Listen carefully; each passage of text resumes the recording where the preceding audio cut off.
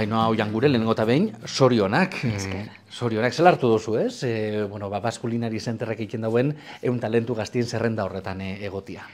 Zera baten sorpresa, ni hilabete bat lehenago banekixen, baina azkenean ez dakitzu ze izango dan eguna pasau arte, ez? Eta azkenean izan zen bun bat, oportunitatea eman zuztien bai, beste 100 gaztei nire esperientzia kontatzeko, eta hori oso motivazio punto handi bada, eta jarraitzeko bai nire progresio honetan, azkenean da postasun bat, ez?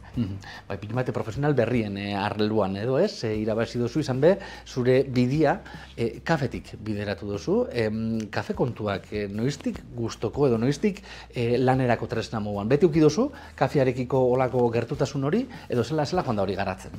Ni uste eta zera batetik banaukan gertutasun puntu hori, azkenean dano bezala, kafea hartzen genuen itxartzeko eta azteko eguna, baina izan zen laugarren kurtsuan ja zinintzala bideratzen ere ikasketa kafearen buru. Basque Culinary Centerren bertan, ez da? Hori da. Azkenean ikasketetan eman sostien aukeria kafearen munduan murgiltzeko eta TFG hori desarrollatzeko, eta Kanadara joan nintzen nire proiektua egitera, eta hor ezagutzera benetan kafearen jatorria eta kafearen bide guztia, ez? Eta hor mundu badau. Bai, azkenean ni pentsatzen den ni aportauko nela enpresari nire jakituria kafearen inguruan eta gastronomiak naukan base hori, baina etzan izan horrela.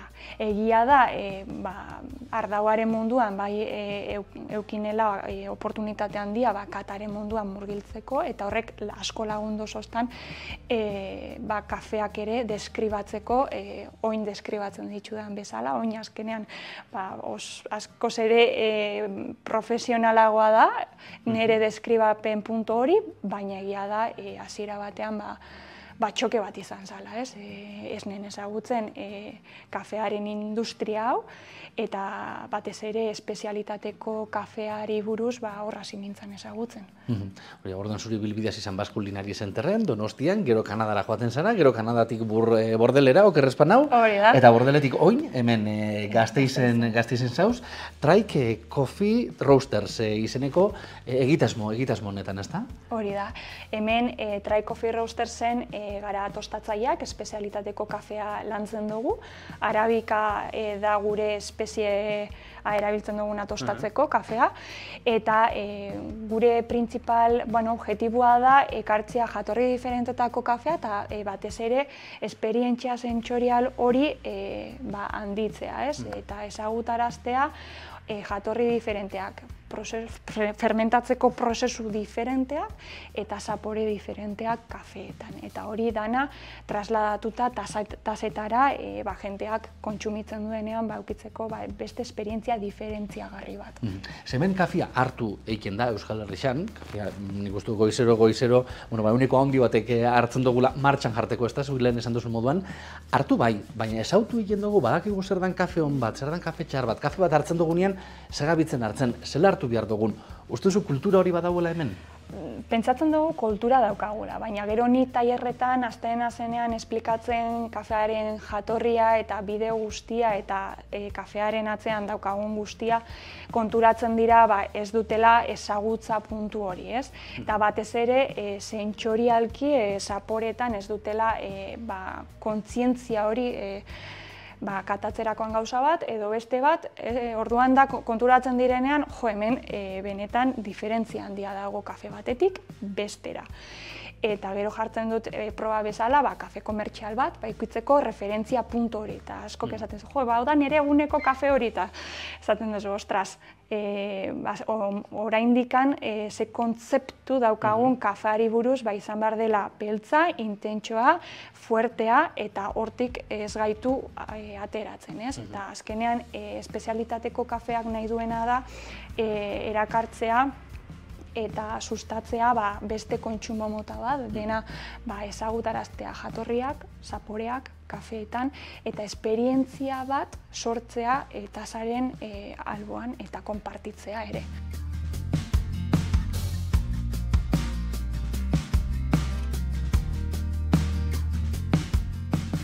Ainoa, hemen gauz, hor ikusten ditugu ja prest tasa batzuk, ikusten ditugu ja kafeale batzuk prest, pixka kontaiteko ez, geupe jakiteko, kafe bat hartzen dugunin, zertan fijau behar gaien. Hori ingo dugu?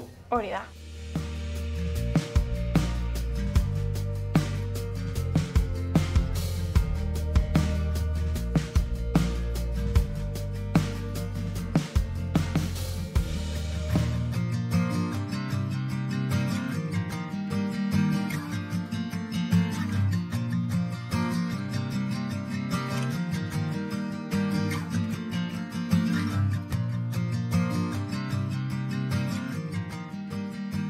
Seguru, jente geixenari galdetu ezkero kafeale bat zelakoa dan, zuzenian esango bela olakoa dala, ez? Ja ukitu marroi horrekin, esan behar da baina ez, esan behar da kafea berez, era ontakoa dala, ez da?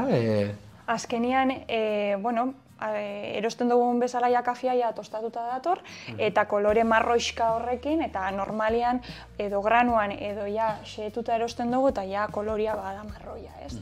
Baina berez gu tostadorara kafe berdian ja ekartzen dugu, hola etortzen da, eta gero ja gu tuestian ja itxendotzagu koloria eman, ez? Azkenean pasatzen da tono berde batetik horira, eta horiti ja nota marroixka, kanela nota hortara, eta hau da resultaua.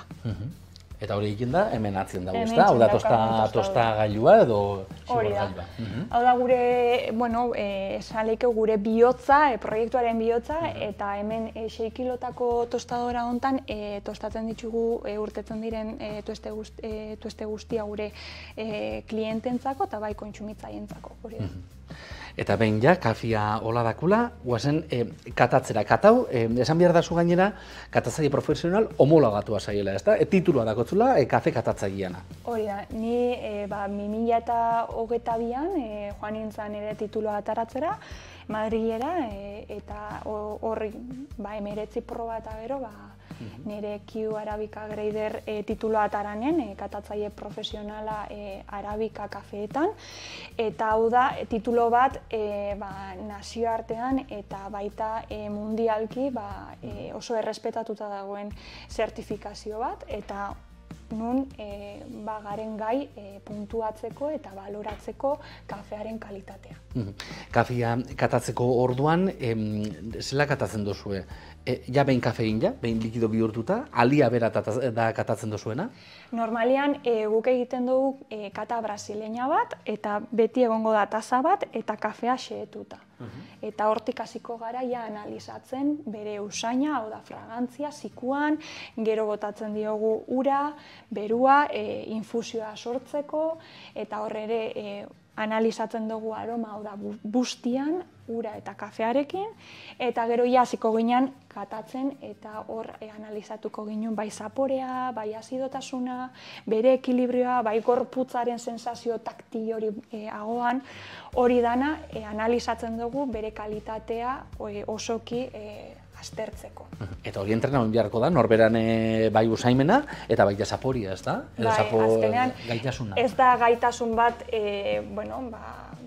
horrela azten zarela, ez, baizik eta da entrenamendua. Landun behar duzu zeure habilidade sentsorial horrek, kapaz izateko zaporeak, sentsazio taktilak ere detektatzeko, eta puntuazio hori ere ez bakarrik nik puntuazio bat ematea, baizik eta nire alboko beste katatzaileekin oso kalibratuta egon behar naiz. Danak antzera pentsaike edo antzera nabaritzi, ez da? Azkenean da zertifikazio bat non zuk esaten dozuna, hau da, dauka zapore zitriko bat, o dauka sentsazio bat ahoan jugosua, ez? Azkenean nik horrelako detaileak esaten baldin baditut, alboko katatzaileak ere ulertzen ditu nik esan ditudan bezala, ez? Eta hori da komunikazio bat nun bio kalibratuta gauden. Kafe baten ezaugarrixak zeren araberakoak dira? Nun ekoiztudan, zela ekoiztudan, jatorrixan araberakoa da, landare motian araberakoa da? Azkenean, da zainbat gauza egingo dituenak kafea desberdina izatea bata bestean gandik. Eta batez ere, kafea ez da toki guztietan produzitzen, baizik eta tropiko de Capricorniotik eta Kantzerreko zonaldean kultibatzen da kafea, eta kafea ez da kultibatzen itsaso mailan baizik eta altuera bat behar du bere kultibazioa ona izateko. Arabikaren kasuan 1000 metrotatik gorago kultibatzen da, eta horrek normalean kafeari ematen dio azidotasun puntu handiagoa, eta baita konplejitate handiagoa kafeei. Hau da, zaporean, nota frutaren notak nabarmentzen dira, loren notak ere topatuko ditugu, nota basikoak txokolatea, kakaoa, bai egongo dira oso presente, baina batez ere konplejitatea fruituetan, bai basatiak edo zitrikoak, edo fruta tropikalak ere topatu alditzugu. Kafe on bat hartzeko baina, zela prestatu bida, zela zerbitzatu behar da, edo zerruki behar da kontutan? Behin gure tostadoratik kafea ataratzen danean, eta tueste optimo bat daukanean, behin kafetegian guk analizatu behar dugu bere kalitatea, bai molinoetan, kalibratu behar dugu, xe punto hori, molienda punto hori, izatea perfektua, ekstrakzioetan ere, bai espresoetan, espresso on bat ataratzeko, eta hori da dana errezeta bideratuta. Azkenean, gube matematikoa gara, eta azkenean baldin badugu bai goizean eta bai atzaldean kafe bera eta kafe on bat hartzea, zentratu behar gara numeroetan eta denboretan ere, bai, estrakzioetan. Ezin gara pasatu, espresso bat egoten baldin bada 20 eta 30 segundo artean, mantendu behar dugu denbora hori. Eta baita zenbat kantitate jartzen dugun portafiltroan, importantea da. Azkenean, ezin dugu espresso bat atara, ejemplu bezala, 6-7 gramokin. Minimoki 10-13 gramo beharko dugu espresso bat ataratzeko eta espresso ekilibratu bat ataratzeko.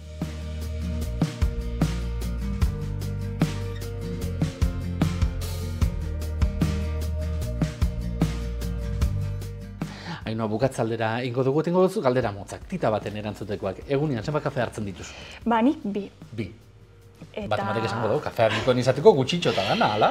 Behitxu, 2 baina filtroan. Eta zan beharra dago espressoarekin konparatuta filtroan edari gehiago edaten dut, eta tasantz gehiago sartzen da, eta kafeina gehiago dauka, beraz, niretako 2 nekoa da. Eta espresoa, zelan kantitate gutxiago hartzen dugun, kafeina gutxiago dauka. Orduan, 2 tasa niretako izango ziren 4 espreso bezala igual, Azukria bai edo ez? Nik ez. Hasiera batetik nik kafea hasi nintzanean dastatzen, gazte-gaztetan oraindik mundu hontan sartu baino lehenago, ni azukrea alde batera utzen ezin nuen horrekin. Zen motatako edo nungo kafea gustukoen? Ez nuke esango jatorri bat daukadala finko, baina aukeratu beharko baldin manuen nire perfiletik, bai Etiopiako kafeak eta baita Kolonbiako kafeak asko gustoko ditut, baina batez ere zentratuko nintzen bakoitzaren kalitatean eta beraien zapore diferentziagarriak dastatzeko. Azkenean niri gustatzen jat deskubritzea bai zaporeak. Kafe bat, hotz hartu behar da edo belu hartu behar da? Hori da bakoitza bere sensibilitatea kafea hartzerakoan. Ni beruan, hotzak etxat asko gustatzen, baina egia da potentzialtasun badagoela edari hotzetan, batez ere oin uda partian, azkenean nahi duguna da igual kafe bat hartu, baina refreskatu ere, orduan opzio bat da. Eta bukatzeko, kafi kontua gustoko dakonak, baina onjokan aditu ez danari, zerekin hastia gomendatuko zuzen? Ze kafe probaz? Jo, ni hasiko nintzen prozesu garbia diren kafeekin, oso pixka suabeagoa direla, baina konplexitatea dute, eta oso tasa onak eta oso atseginak ekartzen dituztenak. Eta batez ere, joatea Tokioitara daukatenak ezagutza eta errekomendazio onak egin aldituztenak beste pertsone eta daukatena interesa bezartza mundu hontan eta deskubritzia jatorri diferentetako kafeak. Eta bukatzeko, hemen gaur ja kafe bate prestatuta daukagu, zer da probatuko duguna? Daukagu, hemengoko kafea da Etiopiako kafe bat, eta prozesu naturala erabili da bere fermentazioan, hau da, kafea geriza batetik dator. Ezagutzen dugun geriza ez da, exactamente, baina visualmente da gerizatxo bat, eta bertan barruan dauka bere bi hazi, guk hazia bezala ezagutzen duguna hauxe, babia tostatua dago, egongo zen gerizaren barruan, eta prozesu naturala izango zen geriza berez zikatzea bere koskolarekin, horrelaxe. Eta hortik, ja behin landutakoan, hauxe. Hauxe. Ba, hauxe hartu da ze bukatuko dugu. Hori da. Eskerrik asko. Zeuri.